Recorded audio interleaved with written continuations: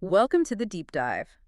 We sift through some really fascinating source material, pull out the key ideas, and basically give you a shortcut to being, well, truly informed. Exactly. Today we're diving into something pretty unique. It's called Book of Life, The Keys to Unlock Your Mind. Right.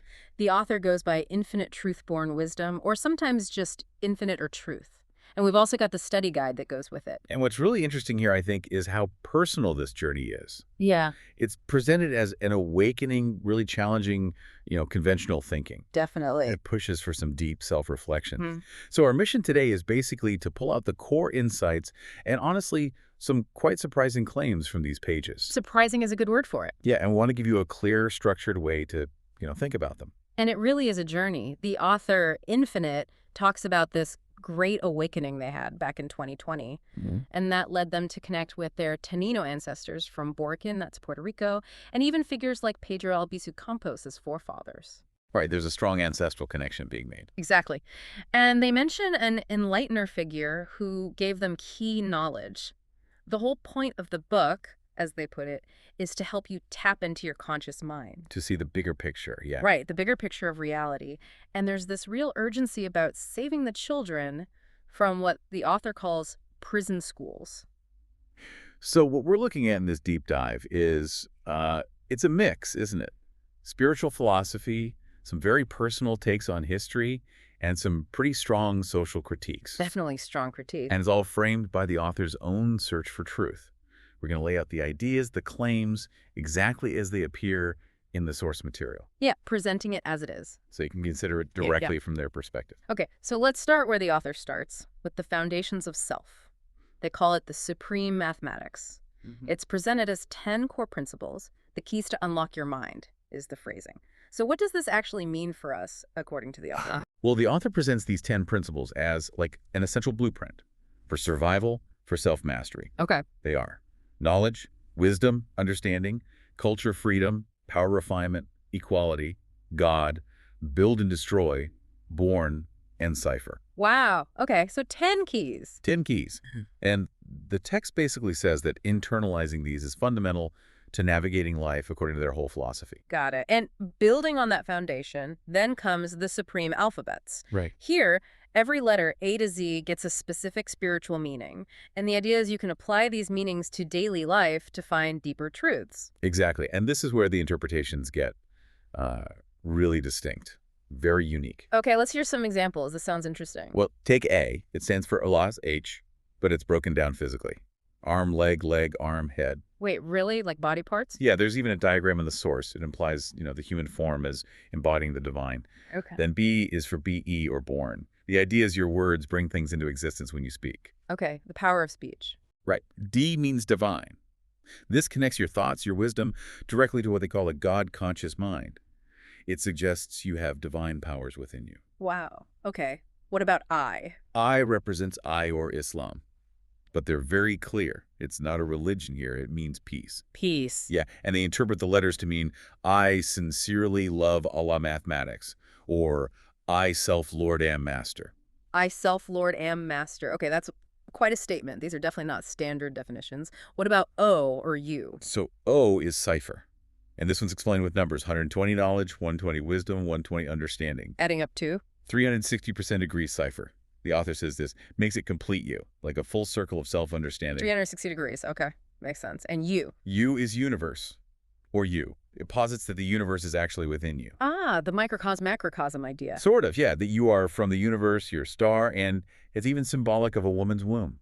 Interesting symbolism. And Z? Z means zigzag, zeg, which the author interprets as knowledge, wisdom, understanding. It's like a practical way to navigate challenges in life. Weave through them, maybe? Zig, zag, zig. Knowledge, wisdom, understanding. Okay. These interpretations certainly offer a completely different lens on words and who we are. I really do. I mean, it's worth reflecting on how these very specific meanings connect or don't connect with your own sense of words and identity. Absolutely. Now, if we shift focus a bit, the first chapter really digs deeper into that first principle, knowledge. Right, knowledge. And the author's definition isn't just academic. It's what you experience, what you go through, or something you read. Experience is key. Okay, so lived experience counts just as much as reading. And how do they suggest you gain this knowledge? Well, they give some direct advice. First, question what you read. Don't just accept it. Okay, critical thinking. Yeah, and then compare it to ancient civilization. Because, and this is a direct quote, everything started from the first civilization. So always go back to the source, the origin. That seems to be the idea. And the ultimate goal, they say, is self-awareness.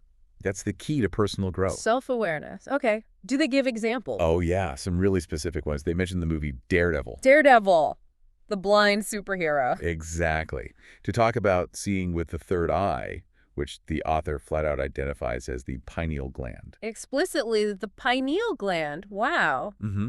And then there's this claim that animals, like groundhogs and squirrels, have more knowledge than human beings. More knowledge? How so? Because they go by vibrations in mind.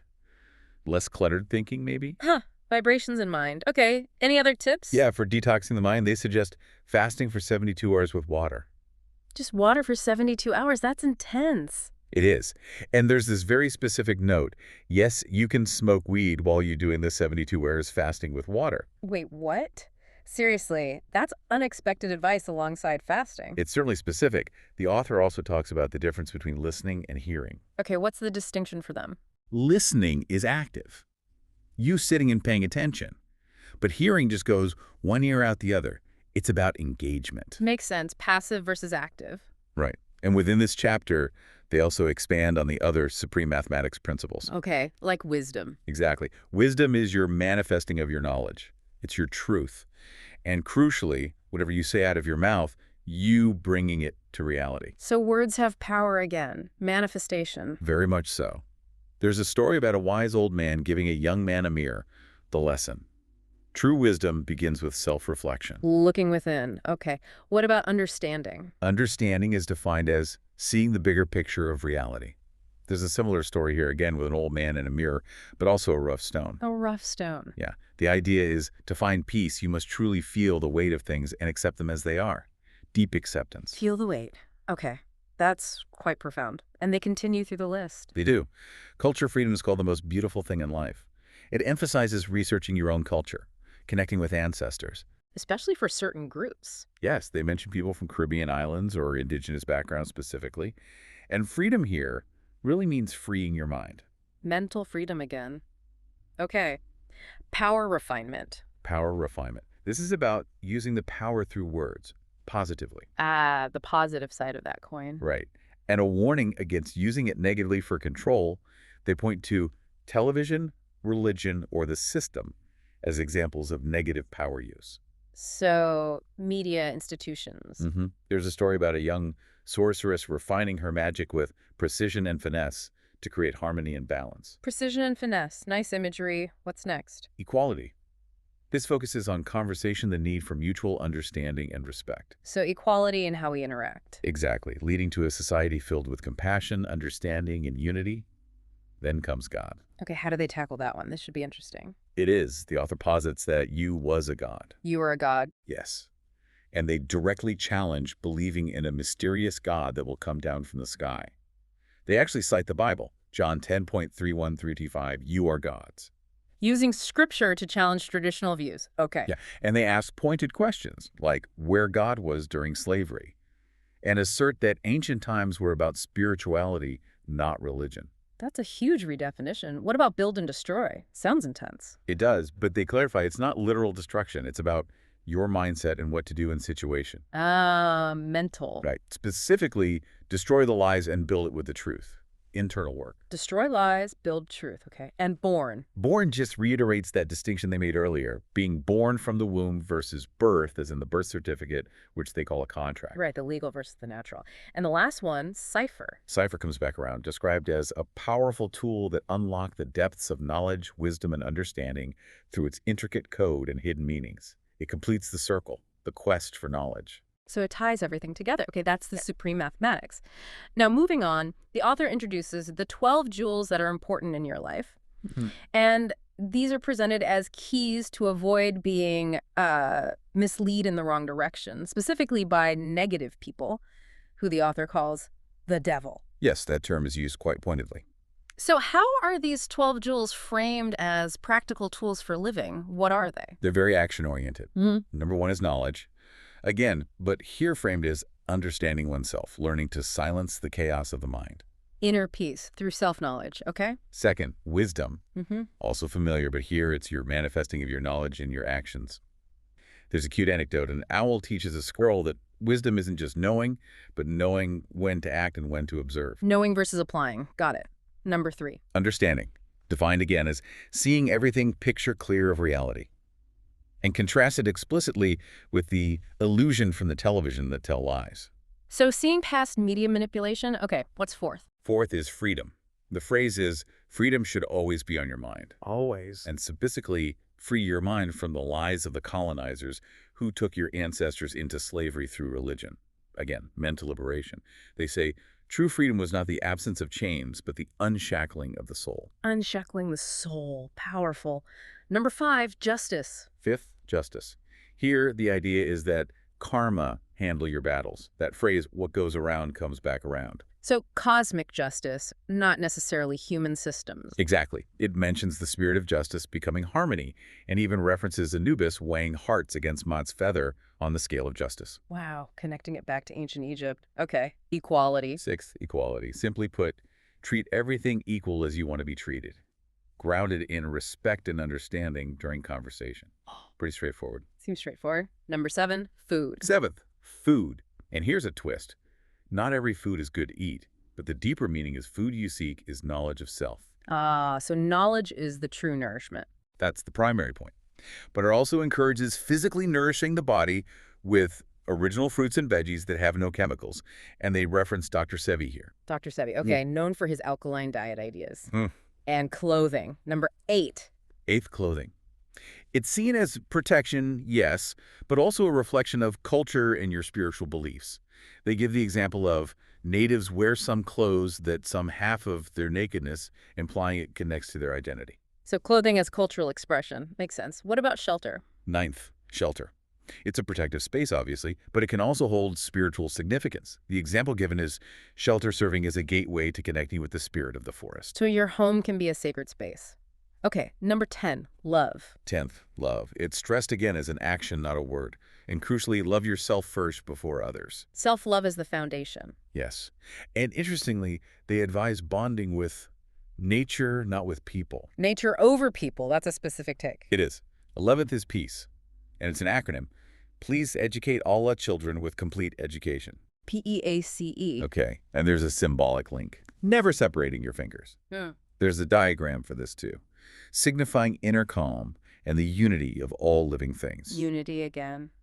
And the last jewel, number 12. 12th, happiness, the key. Right. It comes within yourself, not from external things. Inner source. Right. Often found in giving without expecting anything in return and finding spiritual fulfillment in uplifting others. Service and generosity. Okay, those are the 12 jewels. Quite a comprehensive guide for living. Definitely a framework. And as you're listening, it's worth considering, which of these jewels you feel you already embody and maybe which ones you might want to cultivate more in your own life. Absolutely. Which brings us to, well, probably the most challenging chapter in the book. Uh-oh, okay. It's titled, Understand the Real Truth About 120 Lessons. And this is where the author really dives into some highly specific and, frankly, controversial historical reinterpretations. Right. This sounds like where things diverge significantly from mainstream history. Significantly. If you connect this to the bigger picture, this section offers a narrative that's starkly different from what most of us learn. And again, we're presenting these ideas exactly as they are in the source. Okay, understood. Neutral reporting. Let's hear it. Where does it start? It starts with the concept of the original man.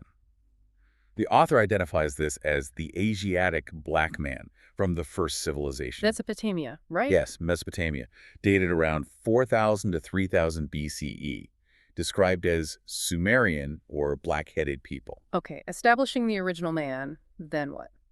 Then come claims about the Anunnaki. The author states they were Asiatic, that their supreme god was black, Anu, and his wife Antu was too. Their children were Enlil and Enki or Ea. So black gods from the start. That's the claim. And that the Anunnaki were here first, came from a mothership called Nibiru, and were black people. Importantly, they state the Anunnaki were not fallen angels. Not fallen angels, okay. Any other sources mentioned? Yes, They reference the Holy Tablets by Dr. Malachi Z. York. And his son, Jacob, also called Yakub, is brought into this narrative, framing him. Yakub. Okay, that name often comes up in related cosmologies. This leads into the origin story for Europeans. It does. The author gives a very specific origin for European people, or you can say colonizers, also calling them the color people. The color people, okay. And their origin. The source claims they came from the mountains, crucially have no melanin, turned red in the sun, and came from the caves. From the caves, okay. How does the author explain this origin? This sounds like where Yakub comes in. Exactly. The narrative becomes extremely detailed and provocative here. The author describes Yakub as a mad scientist. A mad scientist, okay. According to the source, he was born near Mecca, part of the tribe of Shabazz, nicknamed Big Head because of his large head and arrogance. Big head, okay. At age 6, supposedly discovered the law of attraction and repulsion using magnets. This led him to devise a plan. Create an unlike human being to eventually rule the original black man. Rule the original man. Wow. How did he supposedly do this?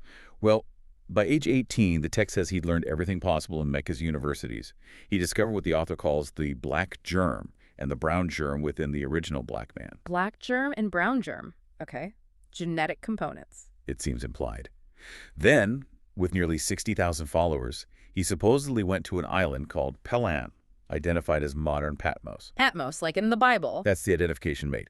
There, he set up a despotic regime and started to breed out the black traits. Breed them out. By killing darker-skinned babies. The goal was to create a brown race, which they claimed took 200 years. Killing babies. That's horrific. And this continued. Yes. Yakub apparently died at 150, but his followers kept going. And after 600 years of this deliberate eugenics system, the white race was created. Created through deliberate eugenics over centuries. That's the claim. That is the claim. And the author states that the brutal conditions of their creation determine the evil nature of the new race, calling them made by nature a liar and murderer. Wow. Okay. So this presented as the literal origin of inherent evil in a race. That's how it reads. And it extends further. Other races, red, yellow, brown, are called byproducts of Yakub's bleaching process. Byproducts. And black race includes Asians here. Yes, the black race is said to include Asian peoples, while whites specifically means Europeans. There's even a claim that some of this new white race tried to graft themselves back into the black nation. Graft back? What happened then? According to the author, they became gorillas. Became gorillas. Seriously. That's what the source states. And that the monkey family originates from this 2,000-year history of the white race in Europe. Okay, that's a very extreme claim about primate origins. What happened to the white race after creation in this narrative? They were exiled, supposedly, to West Asia, Europe, lives in caves, eating raw meat. Moses, or Musa, tried to civilize them. Moses tried to civilize them. Yeah, taught them to wear clothes, apparently. But eventually, the text claims he blew up 300 of the most troublesome white people with dynamite. Blew them up with dynamite. Moses. This is a radically different Moses. Very different. The narrative continues that the whites had learned to use tricknology. Tricknology. Deception. Yes, deceptive tactics. They used this to usurp power and enslave the black population, and brought the first slaves to America. So tricknology is key to their rise to power. Is there a timeline for this? Yes, the source says Yakub's progeny were destined to rule for 6,000 years. After that, the original black peoples would regain dominance. And that 6,000-year period supposedly ended in 1914. Ended in 1914, okay. And Yakub himself was black. From Africa. Yes, the author states Yakub was a black scientist from Africa. They even point to the Mangbetu tribe's practice of head elongation as an example of big heads, saying skulls or features don't lie. Connecting ancient practices to this narrative, does the author elaborate on grafting? They do. They connect the concept of grafting, black plus brown, making lighter skin, to modern slang for trying to initiate sex. And they reiterate the claim.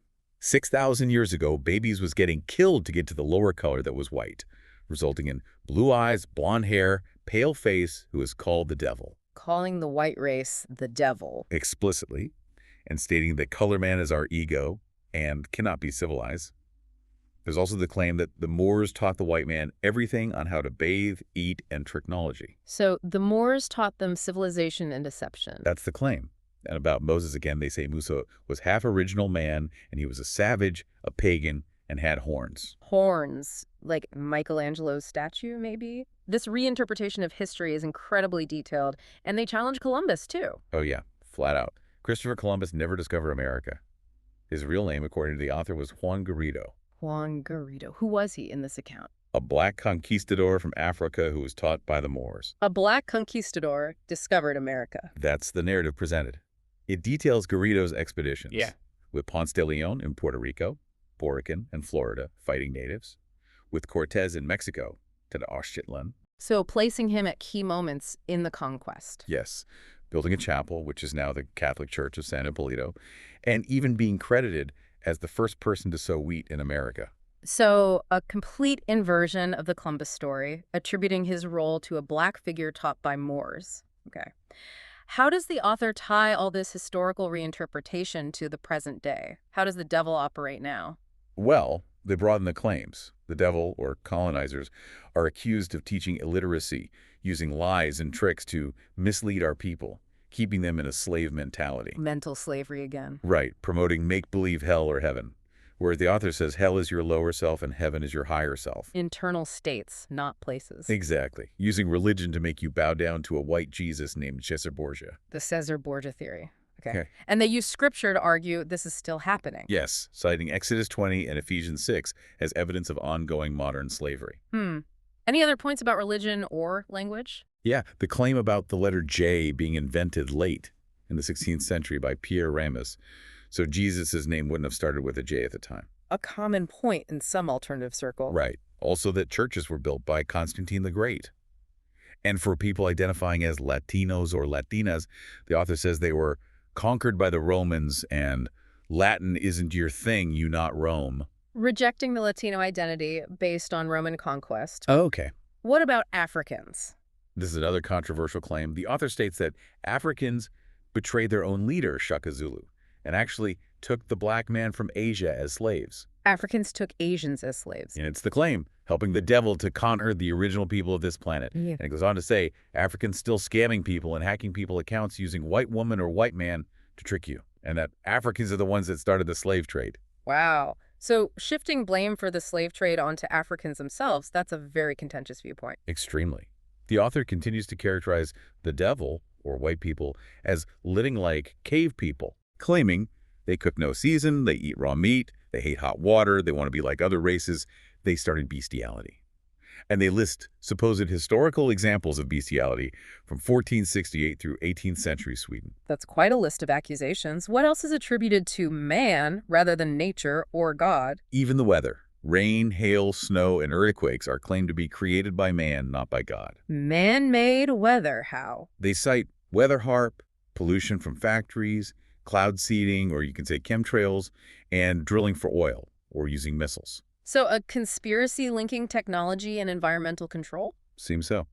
The author then introduces the concept of the 85%. The 85%. Who are they? The world population who is deaf, dumb, and blind, according to the text. It's misled by the 10% who are the bloodsucker of the poor. The classic 85-105 model from the Nation of Islam, it sounds like. It shares similarities, yes. And reinforcing the earlier point, they argue there's no mysterious God, citing John 10.3135 again. I have said you are gods. You are gods. Okay. Any final warnings? A stark one. The devil is wiping you out through poisoned food that have parasites that can give you cancer, and claiming Dr. Sebi was murdered from healing people. Murdered for healing people. Okay. This leads to the author's big challenge, doesn't it? It does. The direct question to the reader. What are you going to do now? Are you going to keep praying to God to handle this, or are you going to raise up and say enough is enough? A call to action. A very direct call to action. And the book doesn't quite end there, right? There's a finally testament. That's right. It throws in a few more startling claims that powerful elites like Freemasons and Illuminate control things. Yeah. That the Pope, he was a reptilian. Reptilian Pope, okay. That the Vatican holds proof of the existence of extraterrestrial life. A conspiracy to implant everyone on Earth with computer chips linked to the third secret of Fatima. Wow. ETs, chip implants, and one more very disturbing claim. Yes, perhaps the most shocking. The explicit claim that the Bible teaches you how to eat children. Teaches you to eat children. The author lists specific Bible verses. Leviticus 1.9, 26.29, Deuteronomy 28.53, Jeremiah 19.9, Ezekiel 5.9, 2 Kings 6.2829, and Revelation 19.8 as supposed proof. Okay. Presenting those verses as instructions, that's an extreme interpretation. We've really covered a huge amount of ground here. From redefining self to rewriting history to these final, very intense claims. A lot to take in. It really is.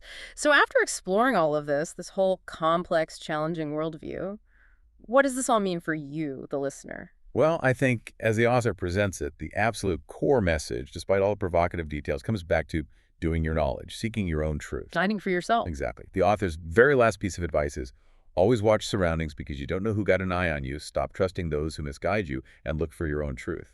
Vigilance and self-reliance. Look for your own truth. So maybe the final thought to carry forward is this. How does engaging with a narrative like this one, so deeply personal, so unconventional, sometimes shocking, how does that expand your own understanding? Your understanding of truth, of history, of self-awareness? That's the question to ponder. Something to think about. Thank you for joining us on this deep dive.